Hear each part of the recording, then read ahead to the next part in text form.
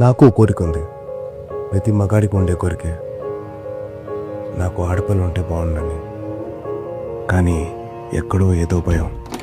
ఎందుకంటారు? గేమర్దా, ఒక మనిషి వంట చేస్తున్నట్టు ఇమాజిన్ చేసుకో.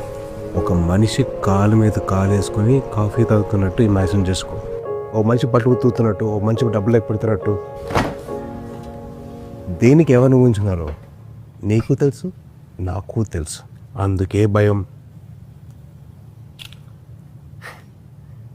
అయినా తప్పు మంది కాదులే.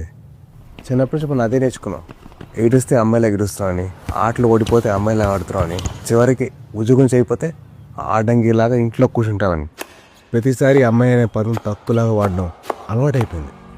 అందుకే భయం.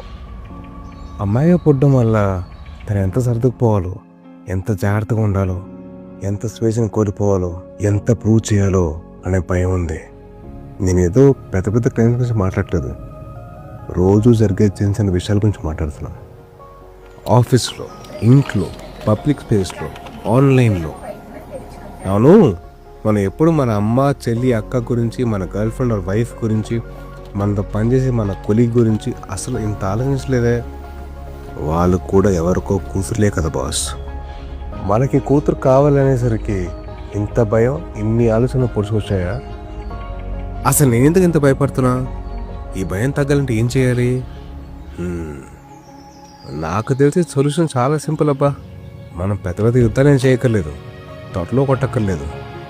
రోజు లేవగానే దుప్పటి మడత పెడితే చాలు, కాఫీ కప్పు సింక్ దగ్గర పెడితే చాలు, ఒక అమ్మాయి మాట్లాడుతున్నప్పుడు పూర్తిగా వింటే చాలు, అమ్మాయి పైకి ఎదుగుతుంటే అది తన కష్టం వల్లే అని నమ్మితే చాలు, కేరిన ముసుగులో కంట్రోల్ చేయకపోతే చాలు, మన కళ్ళు మన కంట్రోల్లో ఉంటే చాలు, అమ్మాయిని తక్కువ చేసి చూస్తే ఇది తప్పు అని చెప్తే చాలు. నాట్ ఆల్ మెన్ అని రాయడం కాదు, నాట్ ఆల్ మెన్ అని ప్రూవ్ చేయాలి. రాక్షసులు కొంతమంది ఉంటారు, మాట్లాడకుండా మనకెందుకు లేని దుంకునేవారు చాలా ఎక్కువ మంది ఉంటారు. మరి మనం ఏం చేయాలి? నిలబడాలి. వానర సైన్యంలాగా, మగాళ్ళలాగా నిలబడాలి. అదే మగతనం. నిలబడదాం.